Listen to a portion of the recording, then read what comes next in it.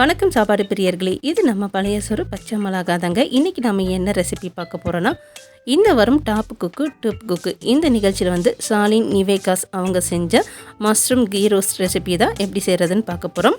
முதல்ல இந்த mushroom key ரோஸ்ட்டுக்கு தேவையான மசாலா ரெடி பண்ணிக்கலாம். இது பண்ணுறதுக்கு 4 காஷ்மீரி வத்தல், 2 நார்மல் வத்தல், 1 ஸ்பூன் மல்லி, 1/2 ஸ்பூன் மிளகு, 1/2 ஸ்பூன் சீரகம், 1/2 ஸ்பூன் பெருஞ்சீரகம் இதெல்லாம் சேர்த்துட்டு இது எல்லாத்தையும் வந்து ட்ரை ரோஸ்ட் பண்ணி எடுத்துக்கலாம்.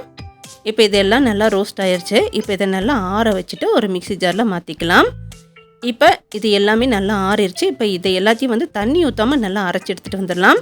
இப்போ இதை நம்ம தண்ணி ஊற்றாமல் அரைச்சி எடுத்துகிட்டு வந்தாச்சு. அடுத்து இதில் வந்து 5 பல்லு பூண்டு, ஒரு சின்ன துண்டு இஞ்சி, இது கூடயே வந்து நல்ல திக்கான புளி பேஸ்ட் வந்து 2 டேபிள் ஸ்பூன் போல் சேர்த்துக்கலாம்.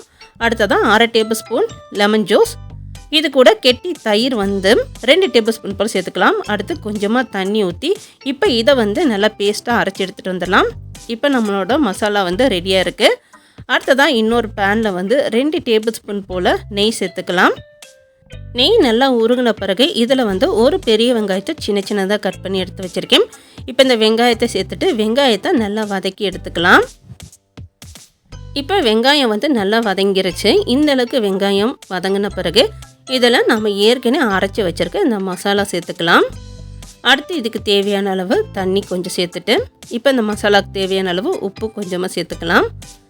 இப்போ அதில் சேர்த்த பிறகு ஒரு வாட்டி லைட்டாக கலந்து விட்டுட்டு நம்ம சேர்த்த இந்த புளியோட பச்சை வாசனை போய் நம்ம சேர்த்த அந்த நெய் வந்து தனியாக பிரிஞ்சு வரணும். அது வரைக்கும் லோ ஃப்ளேமில் ஒரு 5 நிமிஷத்துக்கு மூடிட்டு இதை வந்து நல்லா கொதிக்க வச்சு எடுத்துக்கலாம்.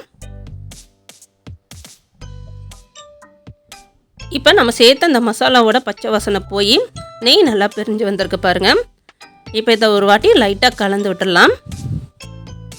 அடுத்து நம்ம இதில் வந்து காளான் சேர்த்துக்க போகிறோம். காளான் வந்து 300 கிராம் காளானை வந்து நல்லா சுத்தம் பண்ணி எடுத்து வச்சுருக்கேன்.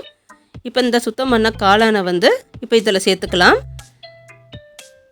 இந்த காளான் சேர்த்த பிறகு இந்த மசாலாவோட இந்த காளானை ஒரு 2 நிமிஷத்துக்கு நல்லா வதக்கி விட்டுடலாம்.